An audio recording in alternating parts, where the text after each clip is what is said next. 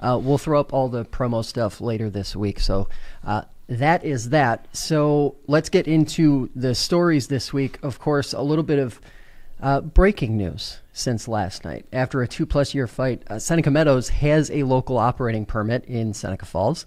The Seneca Falls Town Board voted 4-1 on that, which in my view seems to pave the way for the DEC to extend its permit, which obviously Seneca Meadows is going after right now. The question here, I guess, is does this change anything long-term for Seneca Falls, the dynamic involving the landfill, and then obviously, which a lot of people are probably curious about, does that mean a landfill is almost guaranteed to be in Seneca Falls for the next 20 to 30 years? It does mean that, and I don't think there was ever any question, frankly. I think that as long as they wanted to operate, they were going to be allowed to operate. So in the long term, business goes on as always, and we have contentious elections every couple of years in Seneca Falls. Yeah, and it doesn't really seem to change. I guess there was a little bit of, I don't want to call it hope, but I think some people thought that because the town board didn't act on this last month when they had the opportunity to, even though it had appeared the change or the victories and losses that had played out last November paved the way for an instant decision to be made, that maybe because of that 30-day delay from the January meeting to last night's meeting, that the outcome might be a little different, or that this board might be thinking about it. That appears to be obviously off the table. It's interesting to me because I think this is one scenario in which it creates a little more certainty. Before we had the debate and this permit, you can go back all the way to Supervisor Lazaro's term as town supervisor, 4 or 5 years. This permit has always kind of been the thing that is being debated. With that gone, I'm not really sure there's too much uncertainty about what's going to happen over the next several years. Obviously, does Local Law 3 stand up? That's going to be another question that kind of gets attention moving forward. A couple people asked early this morning after we posted Julie Coleman's story about last night's meeting if this guaranteed operation through 2040, because that's the date that has been discussed in terms of what Seneca Meadows has space currently to operate in. I think the answer is yes. You feel any differently about that part of it now that this has happened, or maybe beyond 2040 at this point? I think as long as they want to be in business and as long as they have room to do it, I think they will be. The question for me always about these things, I've been in New York now almost 20 years, and I still don't understand government in New York and how broken it is. Why this ultimately, the town board can talk about this all they want. Ultimately, the state decides. It's the DEC. And they're taking lots of trash from downstate. I'm sure there are people downstate with lots of money who say we want to keep shipping our trash up to the middle of nowhere in the Finger Lakes and make it happen. And so it happens. It's a little bit odd to me how difficult it is in New York for local communities to do anything unless the state also agrees with it.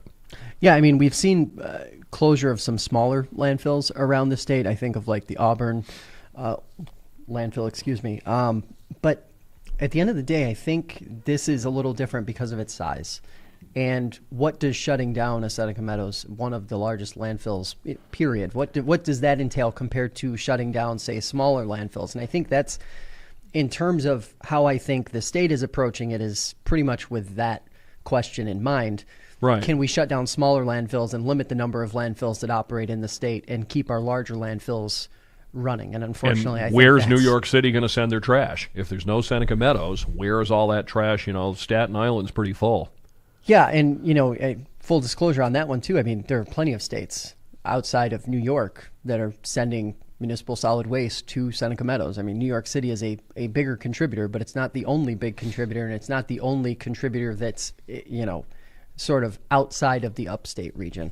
Another Seneca Falls issue that finally was resolved last night after, I think, also about 2 years of debate. The Seneca Falls Town Board voted 3-2 to establish a town manager position. This person will effectively be the day-to-day operator of the municipality. Think the way most cities are run with a city manager. city council, or in this case, the town board, gives the marching orders to the administrator or the town manager, and then that person carries out those duties over the next 28 days. Works on paper, and I think it's probably an overall positive for Seneca Falls, given some of the administrative issues that they've dealt with since 2015, 2016.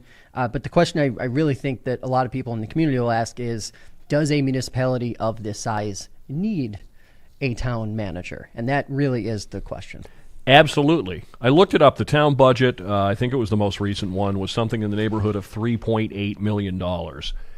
If you had a $3.8 million business, would you want it run by a rotating cast of essentially volunteers who are subject to election or non-election every couple of years?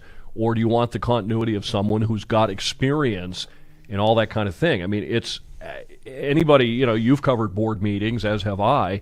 Sometimes you need a dictionary to understand what they're talking about. I mean, this is complicated stuff.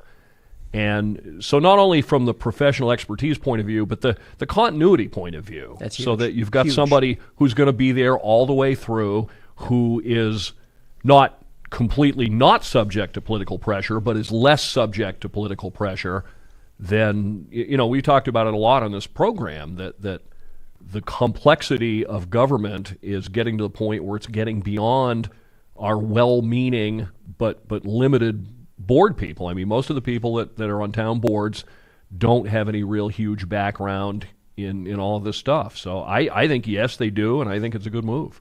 Yeah, and I think the other part of that too is I understand that, like you said, a lot of public servants go in with the right intentions. But like you said, really complicated stuff, really complex issues that predate, often case, what their time in office. But then also you've got the 30, like, municipal government is running every single day. And who says that every elected official can give 30 days of, oversight to this thing? And yes, shared responsibility, I understand. But at the end of the day, when you have elected officials who aren't held to a quote unquote 40-hour standard, or even just the basic standards of which you can hold an employee, it just creates a very different situation for, when things get missed or when something goes wrong. It's very easy to say, well, geez, look, he was just a part-time elected official. I mean, come on, what's he supposed to do? Well, and in Seneca Falls specifically, let's remember, these board members aren't running on a platform of, I'll take care of your money, I'll be a good steward, I'll be a good manager. They're running on a platform of, I like Seneca Meadows or I don't like Seneca Meadows. I mean, so you have people that are campaigning on a whole different issue. Then, I mean, that's obviously part of the job, but the bigger part of it's that day-to-day management. So I think ultimately the town and a lot of towns, even smaller ones, would probably be better served by getting that professional management. Villages had administrators. That's my argument. I mean, you have the smallest, most local version of government imaginable, and throughout most of their existences before they started dissolving, they all had administrators. And there was a reason for that, because you need someone who can, depending on size of the municipality, you're talking, like you said, multi-million-dollar budgets. I mean, to think that there are towns, let's say in the Finger Lakes, that have budgets that exceed 5, 10 million and still don't have a full-time dedicated town manager is kind of insane if you really just think about it in terms of what could potentially go wrong. My hometown of Rushville, population 600, I mean, when a new mayor is elected, he's going to come in with great intentions, but again, not a lot of training, not a lot of background in how things have been done, and I mean, it takes a while to get up to speed. So I think having somebody, and especially having somebody, again, not completely outside of the political process, but at least somewhat outside,